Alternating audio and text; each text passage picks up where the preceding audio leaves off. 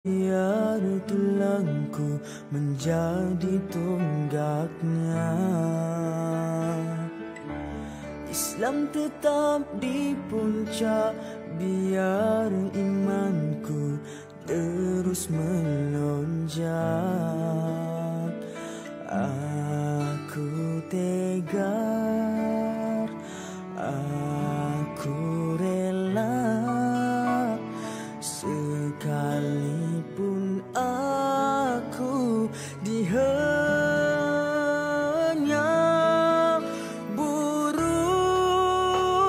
burung hijau terbang, rohku tenang melayang, syurga Firdausi menungguku datang. Bidadari pun tersenyum, merindu cumbu harum, di saat cinta mekarku bercantum.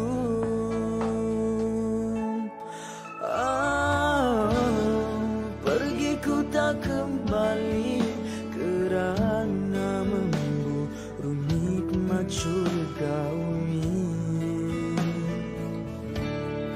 Itulah yang hakiki, itu yang abadi, dan ku tidak mati, bahkan hidup dengan rezeki ilahi.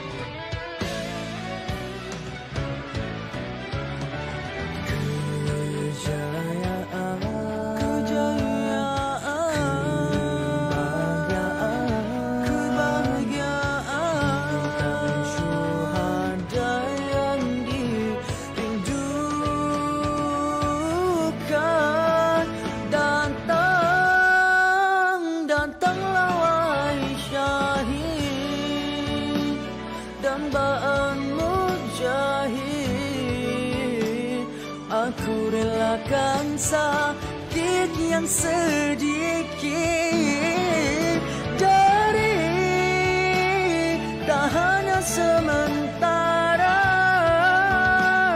biar aku nestapa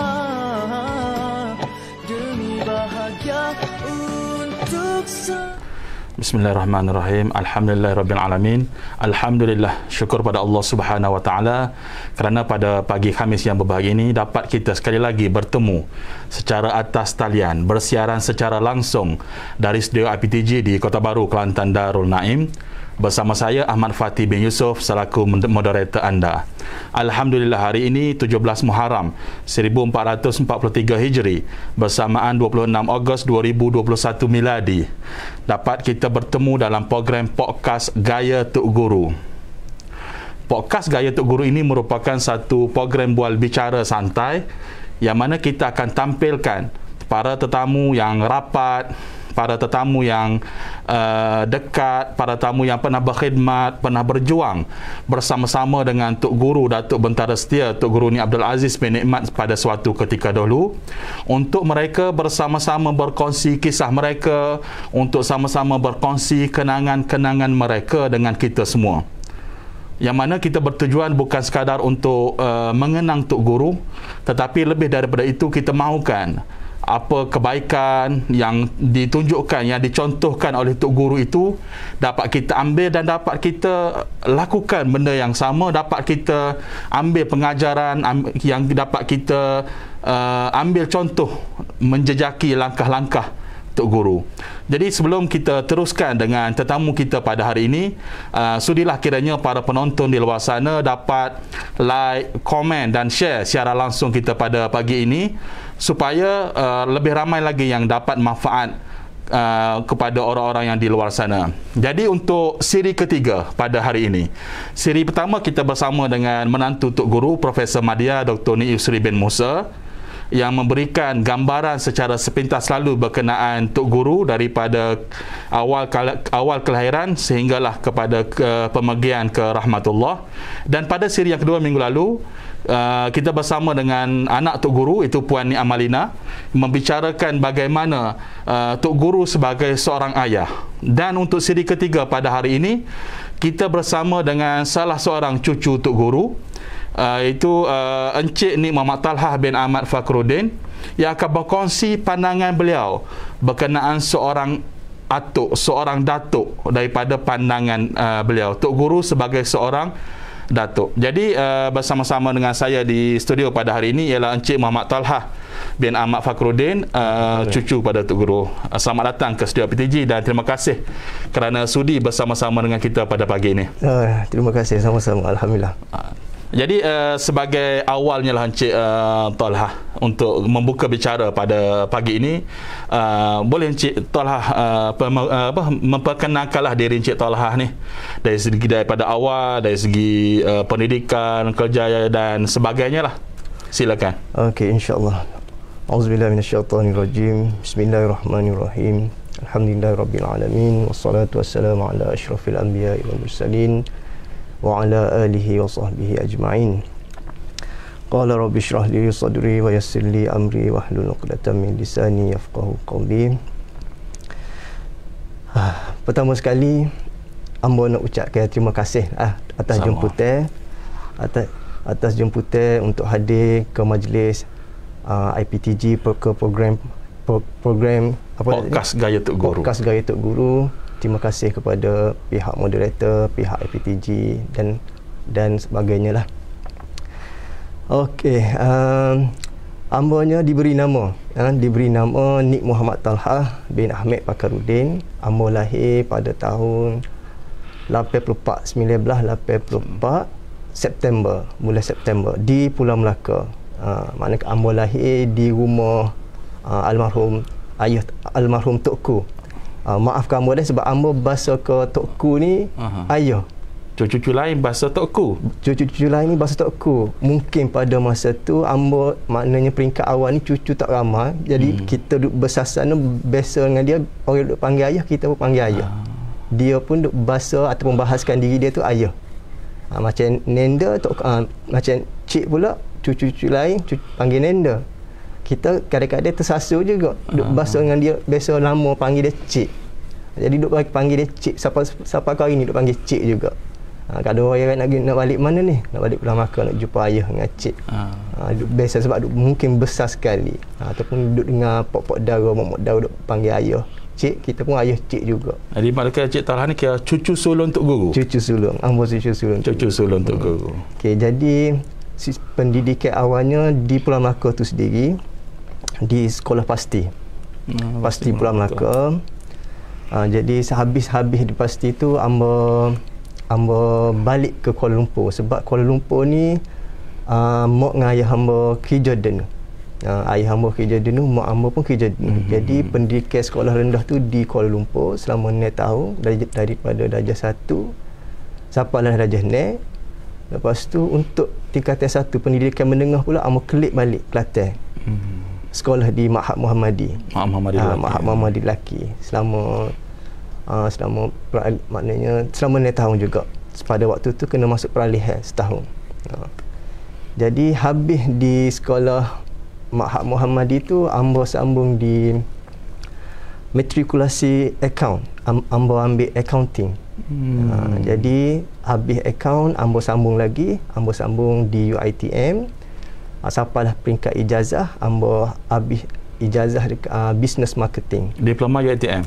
Diploma di UiTM pun. Ijazah di UiTM. Ijazah di UiTM. Sopohlah kita UiTM juga. UiTM di hatiku. UiTM di hatiku. Jadi maknanya itu bab pendidikan. Lalu ni hamba kerja di salah sebuah, maknanya selepas hamba graduate daripada UiTM, hamba kerja daripada hari pertama tu sampailah ke hari ni dalam bidang otomotif. Buat kereta, buat gapo lah. Jadi otomotif. Lalu ni bekerja di salah sebuah company Jepun. Jadi mungkin orang nak tahulah, tak ni sebut cucu sulung dah. Cucu sulung daripada anak tu guru hak mana? Mungkin boleh perkenal sedikit kata asal usul keturunan ke? Okey. Cucu sulungnya mak amba ni Aini, anak sulung kepada almarhum Tokku. Almarhum Tok Guru ni. Jadi anak sulung Tok Guru bernama Ni Aini. Ni Aini. Merupakan ibu kepada Cik Talha lah. Ya, saya. Jadi ada berapa adik-beradik Cik Talha? Jadi adik-beradiknya 7 beradik. 7 beradik. Mak sulung 7 beradik ada. Dia sudah berumah tangga? Sudah berumah tangga dah. Saya sudah berumah tangga. Maknanya berkahwin dan menetap di Kota Damansara, Kuala Lumpur. Anak 4 orang setakat ni, alhamdulillah. Mana tak, adakah anak tu sempat dengan Tok Guru ni? Cicit lah dah anak Cik Talha, cicit Tok Guru lah. Hak sempatnya hak sulung. Maknanya almarhum Tok Guru ni sempat tahnik lah dia sebab lahir hak sulung pun lahir di Pulau Melaka. Pulau Melaka juga. Amba suruh bini amba balik lahir dan. Okay. Tadi saya tertarik bila Cik Talha berkongsi tentang latar belakang pendidikan saat ni lah. Ambil kata akaun dan menyambung pelajaran di UiTM lah. Adakah menjadi satu kebiasaan bagi keluarga Tok Guru ni? Biasanya kita tahu dari keluarga Tok Guru ni ramai ustaz, ramai pendakwah. Jadi adakah keluarga bersetuju ke Cik Talha menyambung pelajaran dalam bidang kata bukan bidang agama lah? Dia asal cerita dia gini, sebab amba lepas habis makhad tu, amba bukan tak sambung, tak suka ngaji Arab ataupun tak suka ngaji agama. Cuma amba tengok dari sudut keluarga tu sendiri, background family arwah Tok Guru ni sendiri, adik-beradik dia pun ramai dah ustaz. Kalau lelaki gak ustaz, kalau tina gak ustazah ataupun suri rumah. Jadi tengok ke pok-pok saudara hamba pun, anak-anak dia sendiri ni pun ustaz, hak lelaki ustaz, batu gak, kalau hak tina gak ustazah suri rumah ataupun suri rumah. Jadi bukan hamba nak buat kelainan, cuma hamba rasa hamba nak pergi ke arah lain. Jadi pada waktu hamba nak nak royak, nak sapa dia gapo hamba nak tu, takut juga sebab Tokku ni kalau dia sebenarnya dia baik sangat. Cuma kita takut ke dia sebab mimik muka dia tu. Sebab tu dia jarang kecek. Jadi bila kita pergi jumpa dia, masa tu hamba jumpa dia, hamba tanya ayah kita bahas dengan dia, kita better. Dia bahasa kita pun better. Okey, ayah, better ingat better tak saya sambung pergi pas Mesir, Jordan tak saya. Dia tanya apa? Dia kata bukan better tak saya ngaji agama, bukan tak suka Arab. Tapi dalam keluarga kita ni tak ada lagi golongan profesional. Ambo gitu dia pun tengok kambo, dia tengok kambo, lepas tu ambo tengok dia dengung mata, dia royak molek juga. Dia gitu kan, molek juga boleh, dia kata boleh.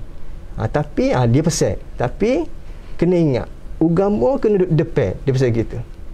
Sebab Tok Guru almarhum Tok Guru ni bila dia kecek, dia mengguna kias-kias, dia suka berkias. Jadi kita kena faham sendiri, pada teka tu kita tak faham, kita susah nak digest gapo dia nak sapa sebenarnya. Mungkin muda lagi masa tu. Muda lagi. Jadi bila dia royak, tapi kena ingat agama kena duduk depan. Sebab gapo? Dia royak sebab asal kita celak mata aja agama dah. Nak tutup mata pun, maksud nak tutup mata tidur, agama dah. Jadi dia royak gitu. Jadi kita duduk lama, duduk nunggu gapo dia nak royak. Lepas tu baru kita faham. Maksudnya bila kita bangun tidur, benda pertama sekali sunnah ajar kat baca doa bangun tidur. Bila kita nak tidur kat sunnah ajar kat doa tidur, maknanya tu benda tu adalah agama. Maknanya agama aja. Benda gitu dia nak sapa. Jadi agama tu kena depan dalam segala sebi perbuatan kita nak buat ni, agama tu kena duduk depan. Jadi bila dia kita hamba suka, dia tanya hamba nak jadi gapo profesional tu, nak jadi profesional gapo. Pertama dia hamba dapat kursus accounting. Tapi setakat ni dapatnya matrik accounting, tapi mungkin hamba tak sibuk accounting, tapi kena pergi dulu. Dia kata tak apa boleh pergi. Alhamdulillah. Jadi ambo sukalah. Jadi lega, tak jadi ustaz lah, makna orang tak panggil ambo ustaz lah. Gitulah. Kata bukan kata tak saya jadi ustaz, tapi maksudnya kadang-kadang kata Islam tu syumul. Betul. Tak mungkin hati guru besar ni tu. Gapo-gapo kena letak ke Islam di hadapan. Agama kena duduk depan. Dalam apa segala perbuatan kita, agama ke depan. Yang makanan jadi kata accountant yang kata ya faham agama. Betul. Nak jadi pegawai yang faham agama, nak jadi ahli politik pun ahli politik yang faham agama, nak jadi profesional pun profesional yang faham agama. Jadi nak jadi gapo pun jadilah, tak ada masalah dari segi tu. Agama tu tak boleh pisah. Dari apa saja perbuatan kita. Jadi pisah. Okay. Jadi kita teruskan lagi Cik Tarah berkaitan tadi Cik Tarah ada sebut dah biasa panggil cucu-cucu ni tokku lah kepada tok guru, dan Cik Tarah sendiri panggil ayah kadang-kadang pada tok guru lah. Tapi kebiasaannya cucu-cucu lain panggil tokku belaka lah. Jadi nak tanyalah, biasa bila kita sebut sebagai seorang datuk ni, dia ada satu karakter yang tersendirilah. Sebab baru-baru ni pun kita lihat dalam media sosial ada seorang datuk ni dalam masa dia kerjaya ni mungkin seorang tegah, mungkin seorang askar, tapi bila dia bergaul dengan cucu-cucu ni dia jadi kebudak-budakan sedikit lah. Dia boleh main dengan cucu-cucu dia.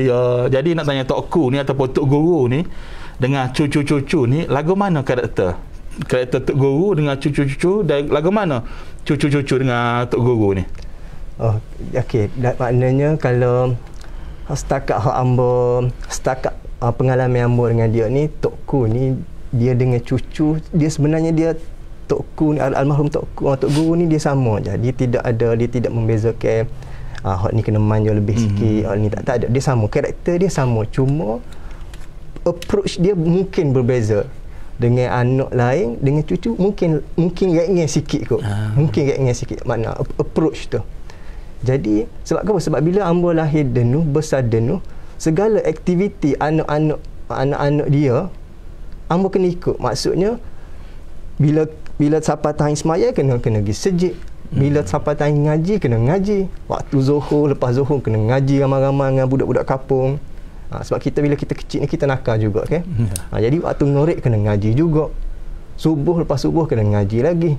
Jadi bila kehidupan seharian tu dengan ngaji tu, jadi pada umur 9 tahun tu balik Quran dah. 7 tahun tu balik Quran dah. Alhamdulillah, mana cepat.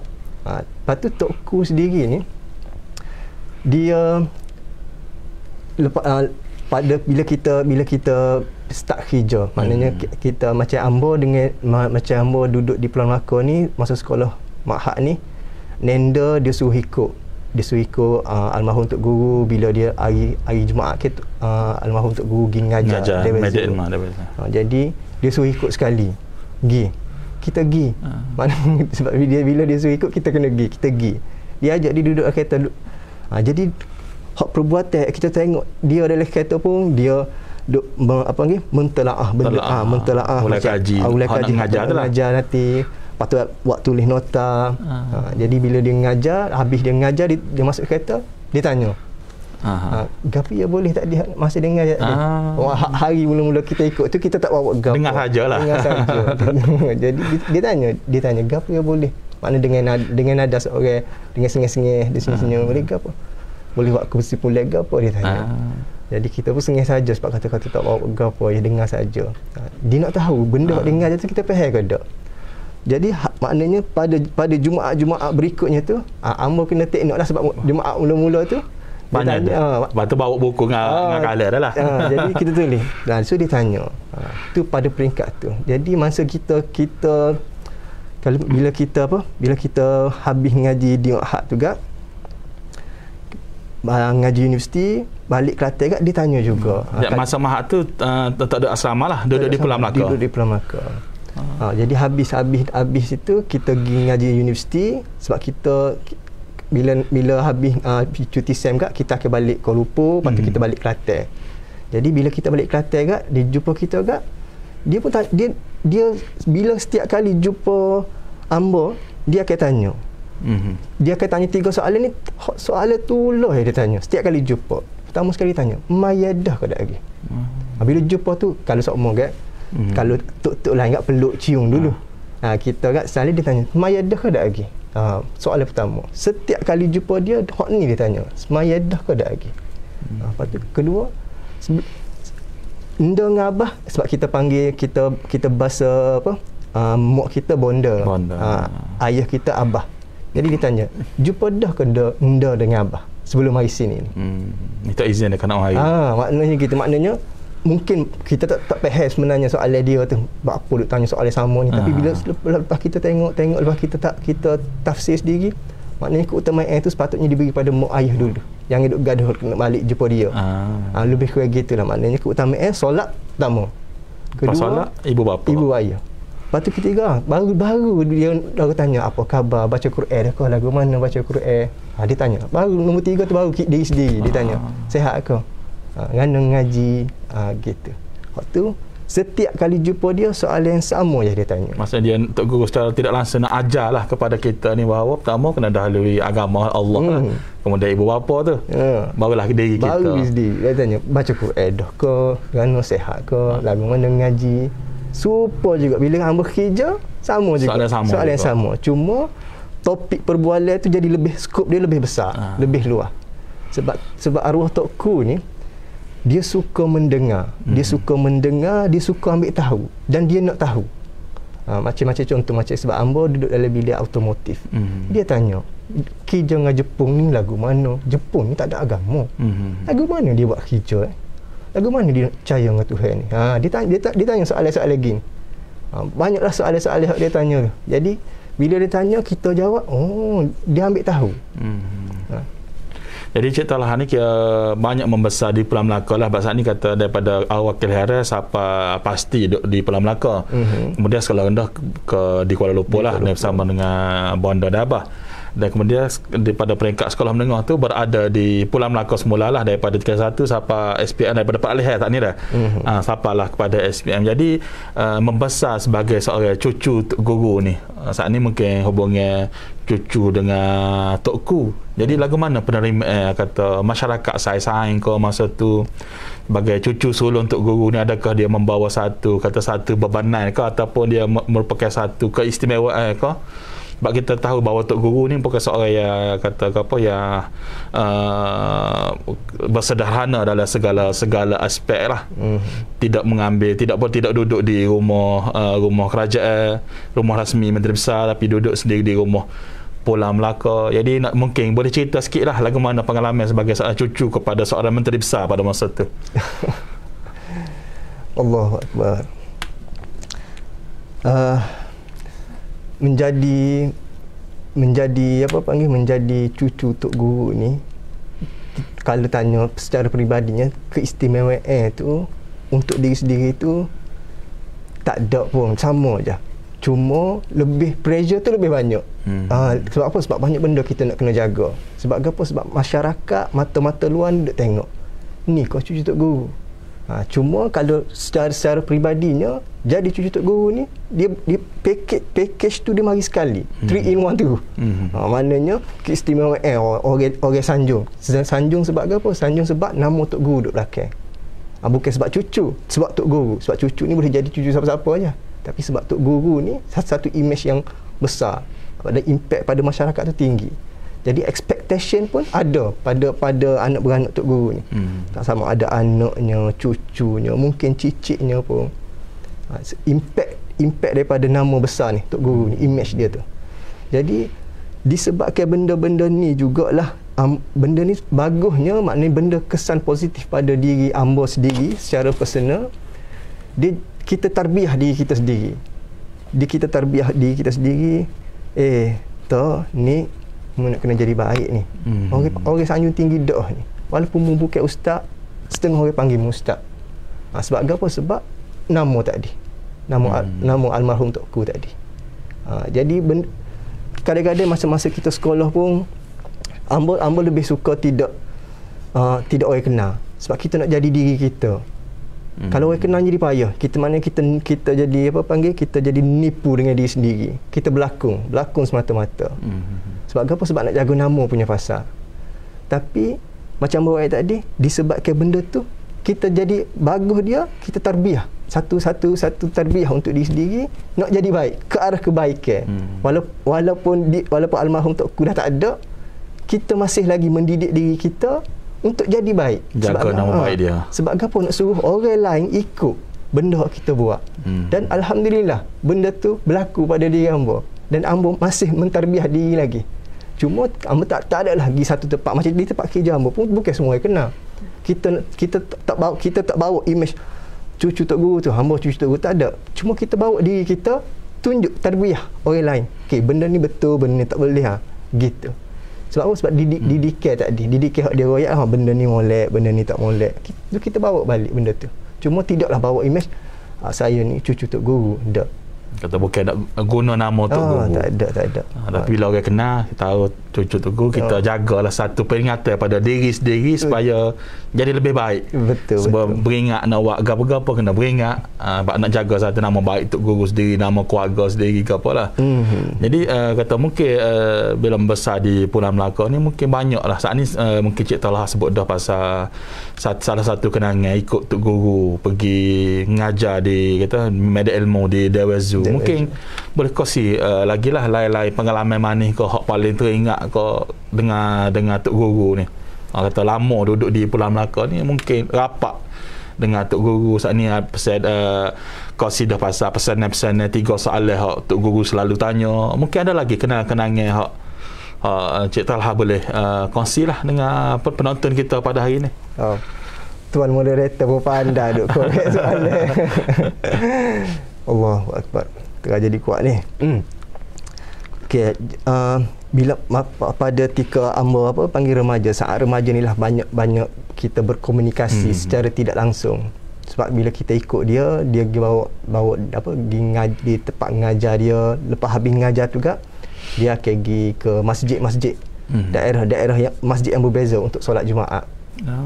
Maknanya habis Dewan Zoo juga, kalau masjid tu berdekatan dekat Kota Baru, dia akan balik rumah dulu rehat, lepas tu dia akan tubik pula untuk pergi solat Jumaat.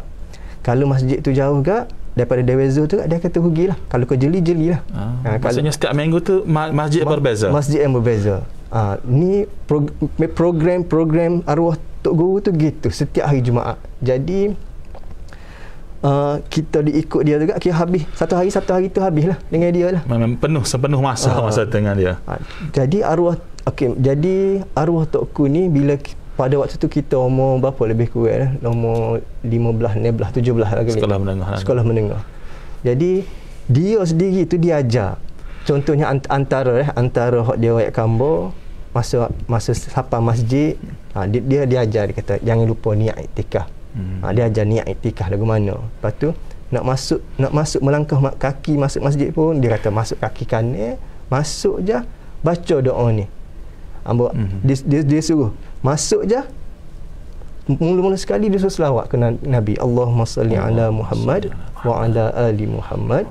Lepas tu baca doa ni, Allahumma ghfirli dhunubi waftahli abwaaba rahmatik. Dia ajar. Kalau dia tak ajar gitu, hak mana kita baca buku ke ataupun kita pergi mana-mana masjid ke, semua masjid dia ada letak signboard dia. Allahumma ftahli abwaaba rahmatik. Kalau hak dia ajar lain, hak dia ajar masuk kaki kanan, pertama sekali selawat ke Nabi dulu. Lepas tu kita tanya apa? Dia royak. Kita kena ingat hak ajar kita benda ni Nabi ni hak bawa Islam, hak ajar kita, hak kita boleh Islam ni daripada Nabi. So kena ingat dia. Kena selawat dia. Selawat, masuk selawat, lepas tu lepas selawat tu minta doa dengan Allah hapus dosa kita. Allahumma ghfirli dhunubi waftahli abwaaba rahmatik. Lepas tu masuk sembahyang sunat. Kalau siapa awal agak dia akan duduk sembahyang sunat, dia suruh kita baca Quran. Dia duduk dia duduk zikir lah, duduk zikir. Itu antara hak dia royak. Kalau dalam kereta pun kita banyak jugalah berkomunikasi. Macam contoh hamba tanya, ayah kalau masa tu kita nakal, tapi kita nak tahu.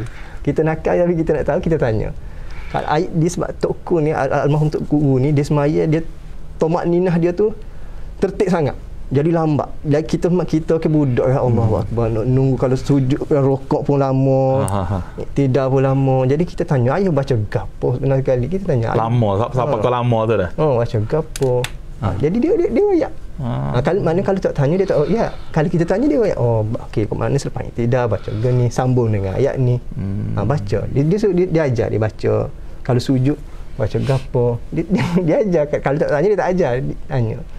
Okey, tu so. Jadi hak tu pengalaman hak jauh sekali hang pergi dengan dia selepas hari Jumaat, selepas habis kuliah Dewezo tu hang pergi ke Dabung.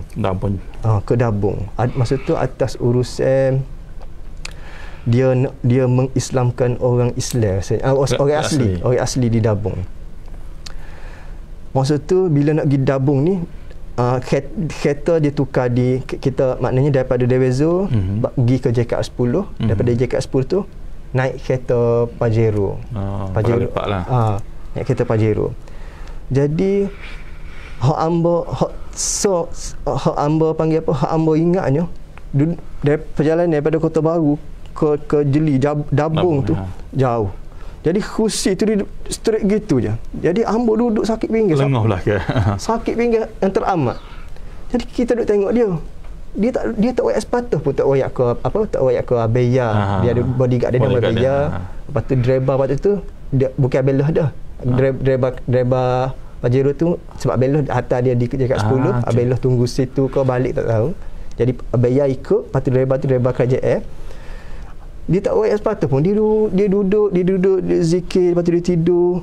Kita siapa sakit pinggir. Pada waktu tu kita muda dah. Nak ngeluh, nak berongok ke apa, tak ada. Tak ada. Pada dia tu statement terbesar masa tu. Jadi hak ni kita selut. Mana kita tabik lah dia. Dia tak ada royak sepatah pun dekat sakit pinggir, tak ada dia royak mana ni kereta ni sakit ni. Tak ada. Dia tak sebut apa. Sapalah ke tempat tu. Siapa tempat tu biasalah siapa tempat tu. Apa tu? Pasal almarhum Tok Guru ni, dia kalau bak makan pun dia tidak milih. Di rumah pun sama, tak kisah siapa-siapa masak, natu dia masak ke, anak dia masak ke, ataupun isteri dia nenda masak pun dia makan je. Tak ada oyak gapo. Tak ada komplain kata tak sedap gapo, tak ada lah. Makan je. Jadi kalau kita makan tak sedap, makan sikit. Kita royak halal dah. Bunyi selalu. Dia makan je. Nak kata akhlak Tok Guru tu. Dia tak ada sungut gapo depan makan ni, tak ada. Lepas tu arwah Tok Guru ni, almarhum Tok Guru ni, siapa satu tempat tu dia memang suka semaya. Bila siapa satu tempat tu dia akan cari, dia nak semaya. Semaya sunat. Hak ni pun kita tengok depan mata kita. Jadi sama juga bila antara kenangan hak membuatkan apa panggil hak kita, hak ambo sendiri teringat bila dia sakit. Bila mula-mula sekali dia sakit jantung di IJN, masa tu ambo duduk Kuala Lumpur. 3 hari yang bertidur dengan dia. Dia seorang almarhum Tok Ku ni, dia seorang yang jaga ais maya. Bila dia bangun je, dia tanya, waktu zuhur ke, waktu asar ke, waktu maghrib, dia tanya benda tu. Lepas dia kata ambil ais maya kaya. Ambil ais maya maknanya waktu dia sakit jantung. Sama juga bila masa dia sakit hak sakit apa panggil? Hak sakit di HUSM tu pun sama juga. Bila hamba balik kelik dia tu, benda pertama sekali hak nenda suruh hamba buat, kata tolong ambil ais maya kaya. Dia jaga ais maya dia. Sentiasa dalam keadaan berwuduk lah. Masa di IJN tu hamba tidur dengan dia, ada satu malam tu dia bangun dia panggil nama toh abeta, kita tidur luar, abaya tidur dengan abaya kat luar, dia duduk dalam bilik atas katil.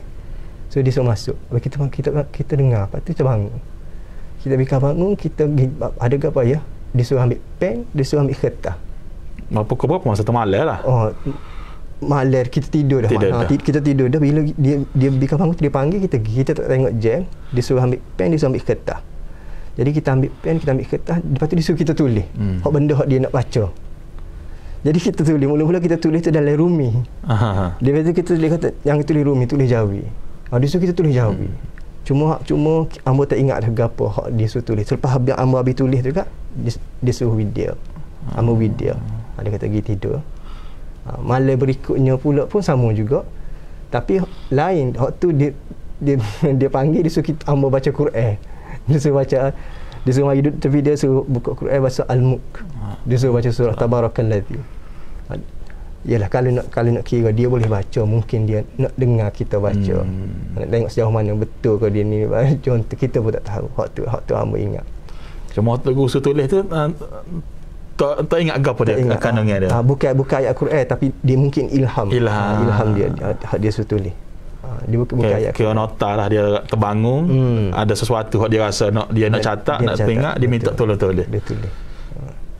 Ni masa dia sakit.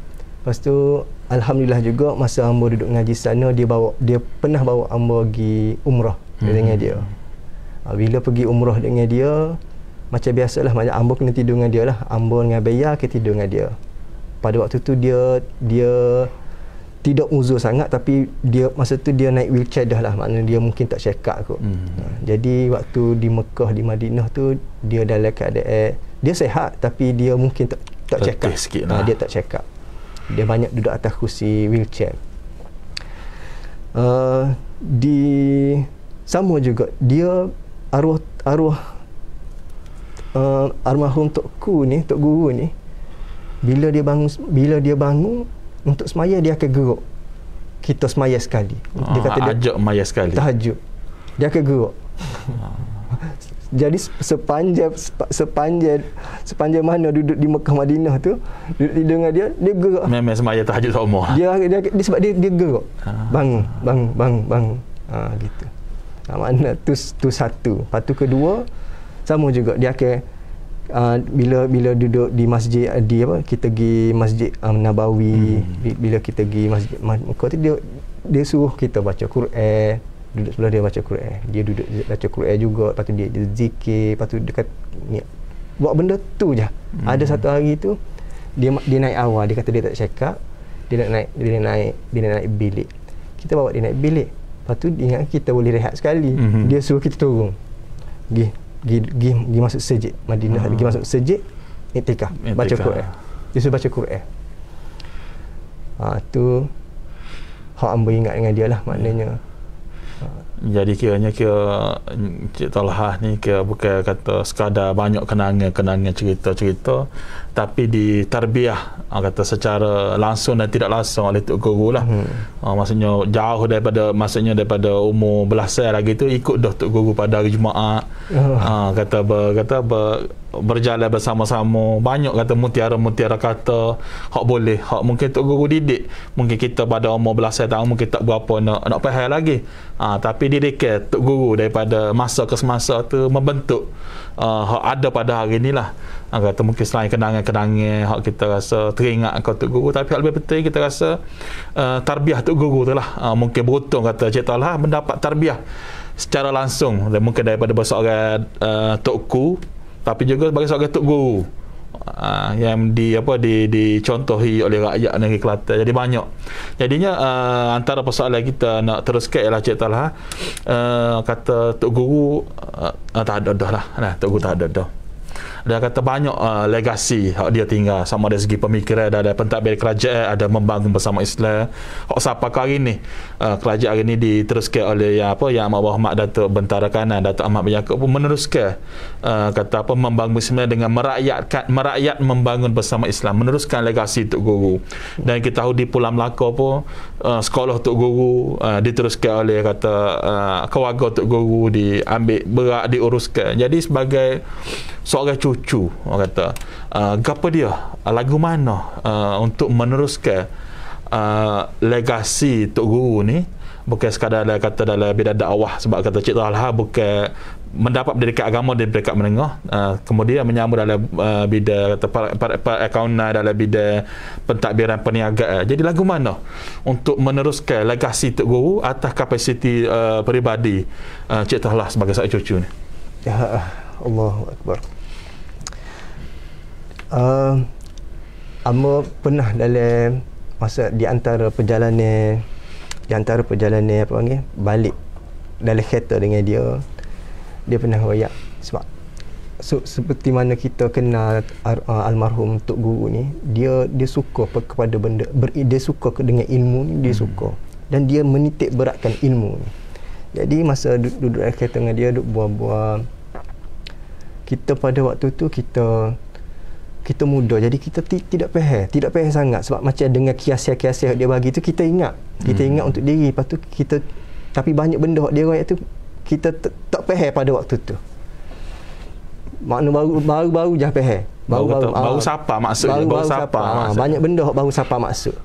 Jadi antara dia pesannya, antara dia royak dia antara benda dia royak, man arada dunya fa alaihi bil ilmi wa man arada al akhirah fa alaihi bil ilmi wa man aradahuma fa alaihi bil ilmi. Maksudnya kalau kita nak dunia ni pun nak kena ada ilmu. Nak ke akhirat pun nak kena ada ilmu. Nak kedua pun nak kena ada ilmu. Dia tidak royak fa alaihi bil mal, maknanya dengan harta, tak ada. Nak dunia nak kena ada harta. Dia tak royak gitu. Dia royak fa alaihi bil ilmi, dengan ilmu. Jadi dengan kata-kata gitu tu kita ingat benda dia royak. Jadi sampailah ke hari ni macam ambo sebut, ambo masih mentarbiah diri ambo sendiri. Maknanya saya ambo saya dengan ilmu agama ni, benda ni payah nak boleh. Kalau kita tidak sendiri ambil inisiatif untuk belajar, memang payah nak boleh. Jadi ambo adalah mengikuti kuliah duha, kuliah maghrib. Kita ikut hak ustaz kita nak ikut. Kita rasa boleh benda ni. Jadi untuk menyambung legasi untuk guru ni dari segi bidang ambo akan tunjuk pada masyarakat. Maksudnya ustaz-ustaz ni, maknanya orang ngaji ilmu agama ni, dia tidak habis setakat dia panggil apa, bila kita ngaji agama, dia tidak akan jadi balik jadi ustaz. Kena pakai piah jadi tok imam. Paling tidak pun jadi tok bila. Dok. Kita boleh pergi lagi. Bawa benda tu dari diri kita untuk jadi apa kita nak. Macam ambo sekarang ni, ambo bekerja dengan salah sebuah company otomotif Jepun.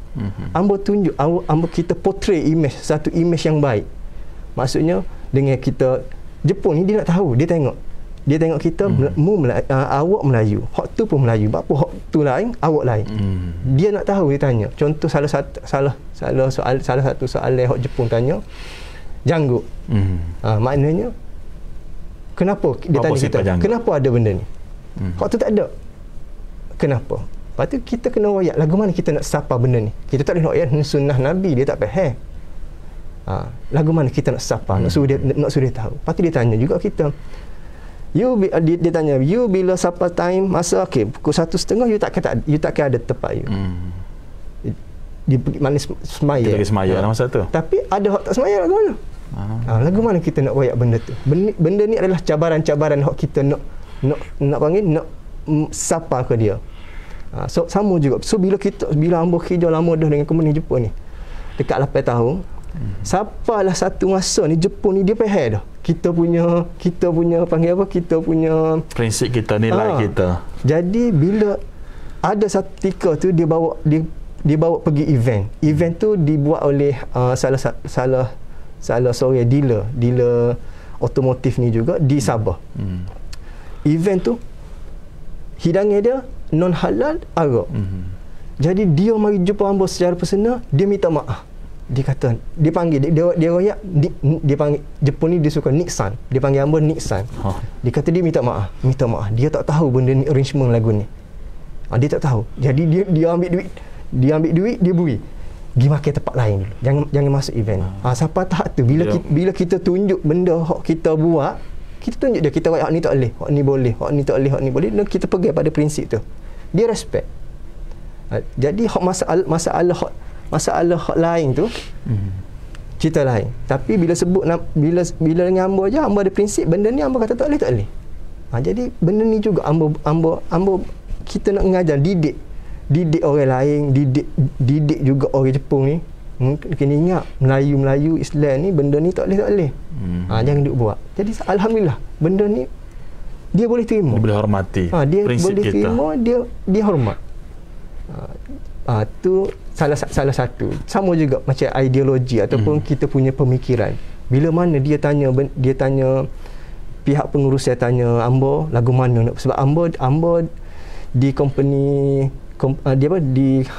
di syarikat Ambo ni, Ambo sebagai strategic planning. Planning and strategy untuk sales. Jadi buah-buah pemikiran Ambo pun diguna pakai, diterima. Idea-idea Ambo pun diterima. Alhamdulillah. Alhamdulillah diterima. Bila Ambo royak gini, bakpo gini, kita royak gini-gini, dia boleh pakai.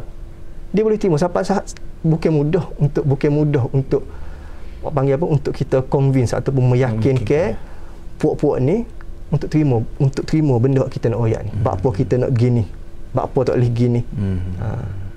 Jadi dia boleh terima. Alhamdulillah.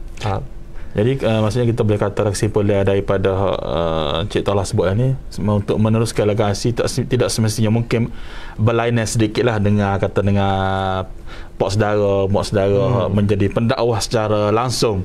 Tapi walaupun kata ada asas pendidikan agama di peringkat menengah dan bidang profesional di peringkat tinggi, tidak menjadi satu penghalang tak sekat untuk kita juga merupakan seorang pendakwah. Kerana Islam ni syumul, kita tidak membataskan hak ni, hak kata orang ni ya ustaz yang boleh berdakwah. Maksudnya semua orang betul kena berdakwah, kena menyampaikan Islam dalam pelbagai bentuk lah. Jadi hampir saja dah kita Cik Talha kita berbuah-buah ni. Jadi mungkin sebagai akhirnya lah kata gapo dia, mungkin ada sedikit kesimpulan ataupun pesanan ke sebagai kata-kata ke kepada para penonton kita lah mengikuti siaran secara langsung pada hari ini berkenaan dengan Tokku sebagaimana yang aku kenali ni. Allahu Akbar. Ambo terang untuk tidak mengimbau kenangan dengan dia, sebab bila tersentuh kita takut kita sebab nangis. Antara hak Ambo ingat, hak dia pesan, hak dia rasanya dia setiap kali dia mengajar, dia akan pesan kepada masyarakat suruh jadi baik. Dia suruh orang ni suruh jadi baik.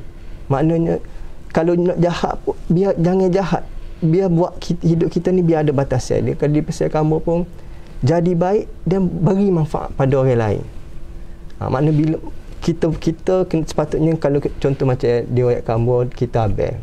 Maknanya betul ni abang, ada adik lain. Jadi contoh yang baik. Jadi Ambo ni bila dia ayat gitu, kita jadi Allah beratnya lah ada tanggungjawab beban ni. Jadi kita sendiri pun kena set diri kita. Kita tak boleh nak berhenti habis SPM malah ngaji. Kita boleh buat gitu. Malah ngaji nak kerja. Boleh buat. Tapi disebabkan antara pesan-pesan gitu, kita sendiri set pada diri kita, Ambo ni, aku ni nak kena letak satu standard tinggi. Maknanya standard tinggi, kalau benchmark kita degree, adik-adik lain pun kena ikut degree. Paling tidak nak pergi master degree lah. Nak buat PhD, alhamdulillah. Tapi kita tetap benchmark kita. Lepas tu kita pun tunjuk contoh-contoh yang baik. Mana kita bila adik-adik tanya, kita boleh benda-benda berkaitan dengan macam, sebab adik-adik pun sama juga. Mana adik bawah hamba pun sekolah kebanyakan masuk sekolah mak perempuan. Maknanya background asal agama tu ada dah. Cuma approach yang berbeza. Hak ni jadi gini, hak ni jadi gini. Dia hak benda hak dia pasal suruh kok mana pun buat benda baik, jadi baik, beri manfaat pada orang lain. Hak tu dia pasal. Lepas tu tak ada apa lah, maknanya kata-kata hamba pun hamba nak pasal benda dia pasal jugalah. Jadi baik, buat baik, beri manfaat pada orang lain, insya-Allah. Dia bermanfaat pada orang lain. Jadi itulah Encik Talha, saya nak ucapkan terima kasih kerana sudi bersama-sama dengan kita podcast Gaya Tok Guru pada siri yang ketiga pada hari ini. Moga-moga apa yang Encik Talha kongsikan dengan kita ni banyak perkara lah hak boleh kita ambil manfaat, hak boleh ambil contoh, ambil teladan. Seperti saya sebut tadi, bukan sekadar kita nak mengenal Tok Guru, tapi hak lebih penting lagi untuk kita ambil contoh, ambil teladan hak gapo Tok Guru pesan, hak gapo Tok Guru buat. Dari segi akhlak Tok Guru lagu mana, dari segi cara Tok Guru lagu mana, gapo Tok Guru suka, gapo Tok Guru tak suka, insya-Allah menepati kehendak Allah dan Rasulullah sallallahu alaihi wasallam lah. Jadi itulah kita nak contohi, kita nak ikutilah. Jadi sekali lagi saya ucapkan terima kasih kepada Cik Talha cucu sulung Tok Guru kerana sudi berkongsi kenangan-kenangan, kisah-kisah dengan Tok Guru. Jadi kepada para penonton di luar sana, insya-Allah teruskan mengikuti siaran kita lagi pada minggu hadapan. Hari yang sama, hari Khamis, masa yang sama, 9.30 pagi. InsyaAllah pada minggu hadapan kita akan bersama-sama dengan satu lagi legasi Tok Guru. Biasa sebut Pulau Melaka ni sinonim dengan Tok Guru. Nak pergi mana nak pergi Pulau Melaka? Sekolah Tok Guru di Pulau Melaka. Jadi insyaAllah pada minggu hadapan kita akan berbicara mengenai Pulau Melaka sebagai satu pusat pendidikan Islam, meneruskan legasi Tok Guru. InsyaAllah kita akan tampilkan ahli panel yang lain. Hari ini bersama dengan Cik Talhah. InsyaAllah pada minggu hadapan kita akan bersama salah seorang lagi kata waris Tok Guru, keturunan Tok Guru yang akan berbicara mengenai Pulau Melaka sebagai pusat pendidikan Islam. Jadi itu saja daripada saya. Saya minta maaf sekiranya ada salah dan silap. Sehingga berjumpa lagi. Wabillahi taufiq wa hidayah. Wassalamualaikum warahmatullahi taala wabarakatuh. Waalaikumsalam warahmatullahi wabarakatuh. Gaya Tok Guru, sebuah program baru yang diterbitkan oleh Institut Pemikiran. Keagungan beliau itu bila dia mengikut sunnah Nabi. Sebenarnya Tok Guru ni dia dengan anak-anak ni, bila sebutlah Tok Guru, kebiasaannya kita akan refer Tok Guru Aziz lah.